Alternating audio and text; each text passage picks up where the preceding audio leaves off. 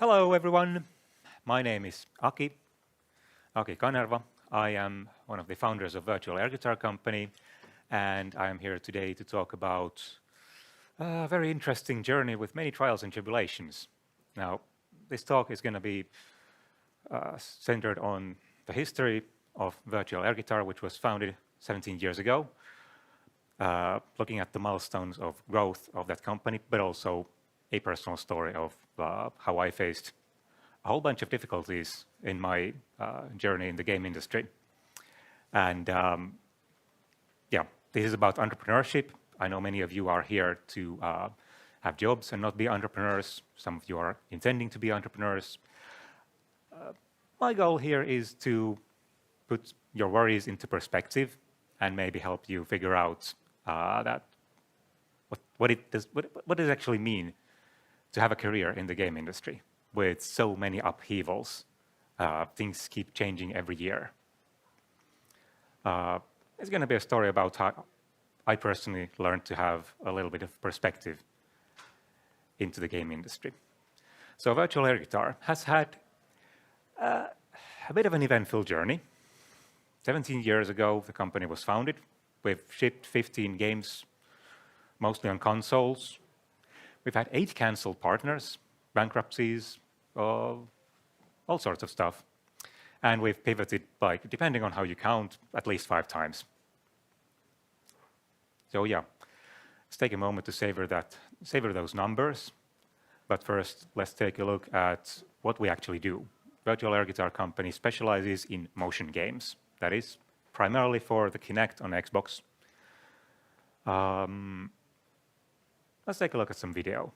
This is Kung Fu for Kinect, our most well-known franchise, which is a game that takes you from your living room, puts you in the game world, and lets you fight with real kicks and punches against video game enemies. This is Boom Ball, our most successful franchise, which combines Pong and Breakout with tennis. And it is also a multiplayer game suitable for kids. Just as Squid Hero, a hat-wearing, multi-armed, cartoony squid that also fights mechanized, gigantic robots. This is Beatsplosion, our foray into music and rhythm exercise games. Yes, I am the Beat Ninja here in the video, and filming this took about... All right, here we go. The one you've been waiting for. Prepare yourself for the ultimate epic. The game you've all been waiting for. Enjoy the awesome custom-made soundtrack and star in your own album covers. All right, so that's a brief glimpse into the kinds of games that we do around here. How did it all get started? Back in 2005, when I was studying at Aalto University, there wasn't really any game education in Finland. Having a career in games didn't even enter into my mind. In fact, I was a part of a research group doing studies on novel interfaces for musical instruments, sound design, sound production algorithms, content creation, multimedia. Who remembers that word here? And so we joined this pan-European research project where we did a bunch of prototypes about virtual instruments. What kind of new ways you could use to generate music? And one of those prototypes was, yes, an invisible guitar you could actually play. That's me in 2005. All right, that was a fun little experiment that went on display at the Science Museum. And it wasn't intended to be a proper instrument. It was intended to be an entertainment thing that you could learn to play in a few seconds and have fun with for a minute. It ended up being one of the most popular exhibits at the Science Museum Heureka here in Finland. But before all that came about, we got some surprise media attention New Scientist wrote an article about us, how the crazy Finns had invented air guitar. That was pretty cool.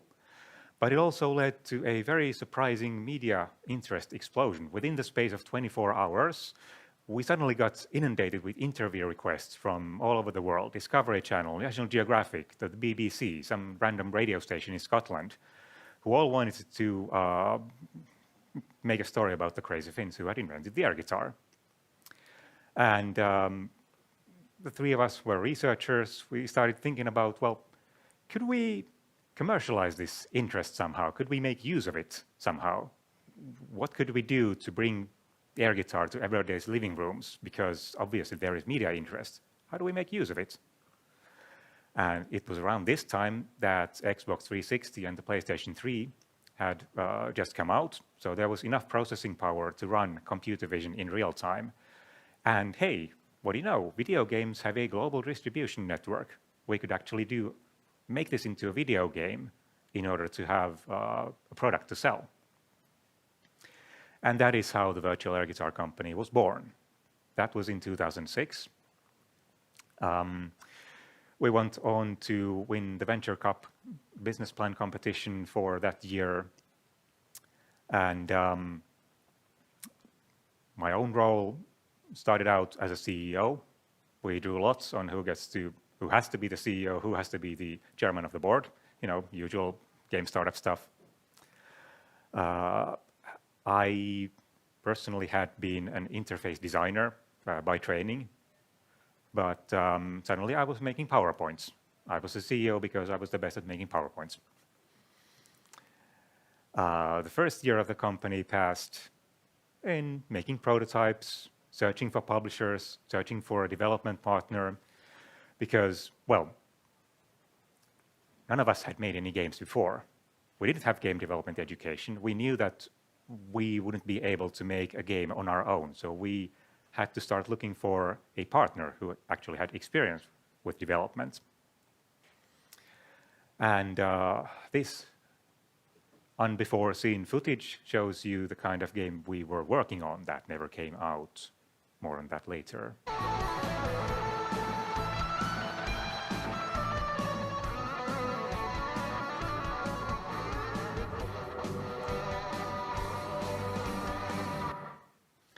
So this was actually you controlling the music in the freestyle mode. I cannot show you the Guitar Hero mode because that would have licensed music in it. But yeah, we wanted to do something different in addition to Guitar Hero, which was, being able to create your own guitar solos. So while we were developing the prototype, we were also shopping for publishers, trying to pitch it to platform owners. We got into talks with Microsoft about the Xbox 360. This was before the Kinect existed, before anybody knew that the Kinect was coming. The Xbox 360 had this little live vision camera that you could put on top of your TV. It was a regular webcam. I think you could play Uno with it. Anyway, we got into talks with Microsoft, pitched it to them, convinced them that this technology, which was cutting edge at the time, computer vision in real time before Kinect, could actually work on their console. We also got some investment from Warner Brothers Records, who were interested in launching their own line of music games. After, I think it was 6 months of negotiations with Microsoft, slowly advancing through the ranks of gatekeepers, we had a game designer assigned to us, some guy who had just come off a game called Gears of War. And things were looking pretty good. That's when Microsoft said that, well, the quarterly results from corporate just came in. It's been a bad quarter. We're going to focus on Halo 3 and drop all external projects. So we got cancelled. The year is now 2009. We are 12 people, still working on the prototype. We didn't give up the search for publishers. We also talked with Codemasters, what have you, all sorts of publishers. We also talked with Sony, who had recently released the PlayStation Eye camera for the PlayStation 3. And we sold the idea to them as well. They were pretty interested in having their own motion games as well. We got so far as to have a co-development partner, one of Sony's trusted development partners in the UK. And then Sony canceled the project for reasons that we are unclear on. Perhaps they had heard about the Kinect coming. Who knows? Either way, that caused Warner Brothers to withdraw from their ideas to help publish our games. So we had to go back to the drawing board and decide that, yeah, the virtual air guitar game is not happening. But we have a plan in our back pocket, plan B, which is Kung Fu. And so we developed that, our first game that actually got released in 11 months while learning a new console. We self-published it on PlayStation Network. It came out in November 2010. Unfortunately, during the development of Kung Fu Live, the Kinect came out, which resulted in the rather interesting reviews of the best Kinect game on PlayStation, which was a bit of a setback, but on the other hand, the game did get some pretty good feedback. For example, Kotaku called it enjoyable ridiculous. And we were the top 3 seller on PlayStation Network in December 2010. So it was pretty nice, sure. It was still pretty indie because, you know, launching an indie game in 2010 on your own, the marketing channels weren't really there at that time. But anyway, the Kinect was out there. The technology was much better than we could, anything we could have done on the software side, because the hardware was simply the future. So naturally, we thought that we should go in this direction in the future. In 2011, we started talking with Microsoft again, but it was kind of hard going. We couldn't get Microsoft to be the publisher for the game, but we did find this Italian publisher called Black Bean Games. Now, at this stage of time in the world, you are not allowed to self-publish on Xbox 360. You had to have a third-party publisher, and furthermore, you couldn't even release digital games unless the third-party publisher had released at least 2 disc games before. Publishers were still kind of cautious about the Kinect, so even though we had a track record of actually releasing a motion game, publishers were still kind of cautious about releasing Kinect games. But release it we did. And we made, in 7 months, Kung Fu High Impact for the Xbox 360. Now, this was actually a sequel to Kung Fu Live, which was on a different platform because you were not allowed to port the same game that had already been released on PlayStation to Xbox. So we had to make a new story, new content. And then Black Bean released the game and went bankrupt. They failed to market the game properly. They didn't get it to store shelves in the UK at all, and they didn't pay us royalties. At the same time, we were still working on new prototypes. We had a 3D version of Kung Fu, a sequel in our minds. We were trying to pitch it to publishers. Hey, look, we've already made 2 motion games. We are unique. We know our stuff. But this was a time when the Kinect had really been slammed in the press for having not so great games, because they weren't our games.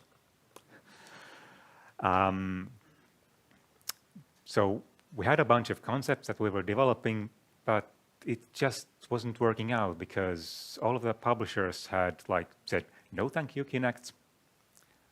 Microsoft was left alone with it, and it just wasn't working for us. We couldn't find the path to get publisher support. On the other hand, we got into talks with PrimeSense, the Israeli company that had developed the original PrimeSense for Microsoft. The Pictured here is the prime sensor, which is essentially the Kinect just in a different plastic casing. And they were wanting to sell the prime sensor to various other markets than the traditional console space. So through them, we got into talks with Singapore Telecom, who were developing a set-top box which would have the camera integrated. And we did a port of Kung Fu for them, which was a small project. But through them, we also got into talks with Edu, a Chinese company, who were planning to create the first official Chinese government console in a country where consoles had been banned up until now. And they wanted that console to have a camera as the primary input method and Kung Fu as the flagship product. A game called Kung Fu in China on the first Chinese official government console. They even made a trailer for us. Pretty cool stuff. This looked to be a really good deal until Edu went bankrupt. They sold like a couple of thousand units of the console. They didn't get the government funding they were supposed to have, got into disfavor with the party and whatever else. They did pay us for the first game, well, most of it, but not the second game. Through PrimeSense, we continued our discussions. We talked with Changhong, one of the largest TV manufacturers in the world. They were developing an Android smart TV that would have a camera integrated on it, and they wanted Kung Fu on it. So we started an Android port of Kung Fu. And then, no, Changhong didn't go bankrupt. Instead, Apple bought PrimeSense. And they withdrew all the Prime sensor from the market. So nobody could actually buy the cameras anymore, including Changhong. So that deal got cancelled because it would be impossible to follow through. Now, this is the year 2011, and our team that had grown up to 16 people, well, we were starting to run out of funds. We just had to start laying off people, and the team went from 16 to 10, and eventually just 3. And my hats began to accumulate. I mentioned that I had started out as an interface designer. Pretty soon I got into scripting, localization, and then eventually I was a programmer. And by this time, I was pretty much wearing all the hats of development.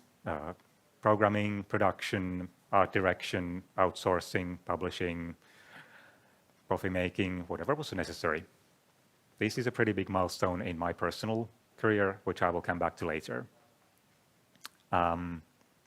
So yeah, the summer of 2012, that was a hard summer. We had to lay off a lot of people, and they didn't come back. But we still kept working with another Israeli company who were partnering up with Intel to develop close-range hand tracking, new kind of motion design. So for them, for Intel, we developed a bunch of internal prototypes exploring what kind of content could be created on this new piece of technology and hardware. One of them was Smashball, a prototype that would eventually lead to the Boomball game that I showed in the trailer before. And then Intel pivoted away from consumer products with their motion tracking technology. So that avenue was a dead end. We got in touch with Leap Motion, who were developing a small camera that you could place in front of your computer's keyboard, which would follow your finger movements. They had a little app store where you could publish these games. We made Boomball there. It ended up being one of the most well-liked games on that store. We also did a sequel for that game in the next 3 months, which sold almost nothing, because at this point people had realized that the Leap Motion controller was just a novelty, and it was the Leap Motion App Store was not a great place to be because it was mostly filled with free shovelware. So selling even a $10 game there was getting very difficult, and eventually they closed down the App Store. At this point, motion games seemed to be very much a dead end. There was hope, but there was no avenues. We tried prototyping a mobile game, something based on the old a classic stunt car racer. But yeah, we were developing it for the Windows Phone, and we all know what happened with that. Also, we didn't really know anything about the mobile game industry, or we didn't have the expertise for that, so the project was cancelled. Enter the year 2014. The Xbox One comes out. Microsoft tells that, hey, indies are finally welcome on this platform. You can self-publish and get your games on the same store that everybody else, all the big AAA games. And you get 2 free dev kits. There's no development cost involved. And all the consoles come bundled with a Kinect. What could be better? So within the next 4 years, I made 7 Xbox One Kinect games. Yeah, that's on average 6 months per game, until Microsoft stopped manufacturing the Kinect in 2018. The company was still in survival mode. I was trying to figure out what can we do with motion games, our expertise, our unique knowledge. We got in touch with Intel again. They were rebranding their previous motion control as RealSense. We made an iOS port of Boom Ball for the touchscreen. We made a Switch port for the Switch controllers, the Joy-Cons, as well as touchscreen. And none of these sold really well because they were rushed. We couldn't take big risks because of our small budgets. And the motion gaming world just wasn't picking up. We also tried VR. This is a screenshot of an unreleased game that got as far as the prototyping stage until we realized that no, VR is not the future for games. There's just not enough market there to support indie development. In 2019, it was time to start taking stock. I had taken 14 years, during which I had made 14 games, 8 cancelled partners in various shapes and forms, all kinds of pivots on how we should approach this game business thing. So that was a time of a lot of reevaluation for me. I also realized that I had been working way too hard. Like 2 console games a year for 4 years. Who does that? I did that. Apparently, I shouldn't have done that because I realized that I have a burnout. And fortunately, it was around this time that we had moved office to a co-working building with a lot of other game companies, and I started realizing maybe I should, pop my head up above the surface and realize that there's a network, there's a game industry community here, there's people to talk with. And even though my own games haven't been like commercial hits, I have gathered a lot of experience. It was really a revelation to me that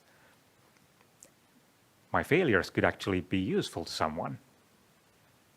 That's when I got into mentoring. Just telling this story, but also telling about all the very practical things that I had learned while making games on a shoestring budget. If you have 6 months of runway, you have to get a game out in 6 months, no matter what. That is a really good constraint for design and scoping, right? And not a lot of companies in Finland have faced such things, and I started to realize that this is actually a pretty unique perspective. And over time, as I started to not work, but instead do mentoring, I started reevaluating my own milestones of growth. So obviously there was the big first game project that got cancelled. We didn't really know what we were doing. We took almost 3 years on the first project, trying to get a publisher, and then eventually going well, this isn't working out. Now what do we do? We didn't scrap the company. We didn't just lie down. We started doing other things. And doing other things started to become a routine. We started to realize that, yeah, just try again. Pick yourself up and move on to the next thing. The first dream project didn't come about. Maybe it will come about at some point later in the future. We're not there yet, but what can we do in the meantime? The next big milestone was like getting more and more responsibility on my shoulders. That was not something that I realized at the time or couldn't process at the time well enough. In 2014, I still didn't really feel confident in my own abilities. I thought that I was just a mediocre programmer. I can't even get a job in the game industry, so I just have to keep doing this. Some people paint me as a hero for like sticking with it and having sisu and pushing forward. But the truth was that I was afraid of the alternative, of the unknown. I also had a personal loan backing, so that did kind of contribute to the decision. But anyway, at the time, I felt like it was no decision at all. I just have to keep doing this. And finally, the thing that contributed perhaps the most is like the survival crunch. I spent 4 years doing something where I finally realized that this is not sustainable. No matter how good of a game I make, the company is still not going to like turn into an overnight success. Now, this is a bunch of old adages. You've all heard these things before. You can pick them up from any kind of management literature. I'm just telling you how I face these, how I learned these things. So the landscape keeps changing all the time. Remember, when we started out in 2006, mobile gaming wasn't a thing. Mobile games barely existed on Worm games. So the mobile industry happened. That was a major change. Nobody could have predicted how much that changes everything. Success is a matter of definition. Sure, we were never a huge financial hit game, but it supported the company. And also, whenever I see a 5-year-old jumping with joy in front of the camera, that's a pretty big reward for me personally. And finally, our past makes us who we are. If I hadn't gone through all of these very burdensome trials and tribulations, I wouldn't be the mentor I am today for LGIN, for the IGDA, for Baltic Sea Gaming Incubator. And what I learned about myself is that I'm apparently really good at explaining things, and teaching things, understanding and communication. What my value is sharing. That is rewarding for me. Being here today, telling you these things, that is what gives me a lot of warm feels. And finally, I realized that I was making a mental shift from being a developer to a leader. And since the topic of the day is games jobs, I'm here to promote myself. Please reach out to me. I'm available for all kinds of things. And feel free to connect with me on LinkedIn. And thank you. Time for questions.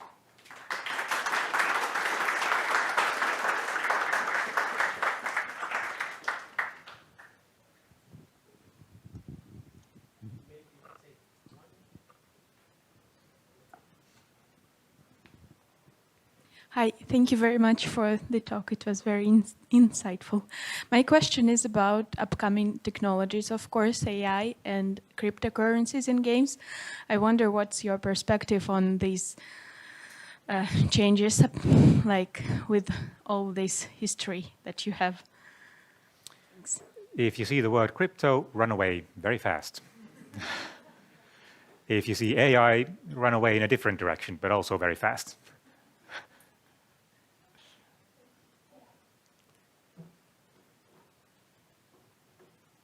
Let's take one question from the online, and Aki will be here, so we need to run with the program. Yep. So Rennie is asking, how did you stay afloat financially over the rough years? Yeah. Do you mean personally or the company? So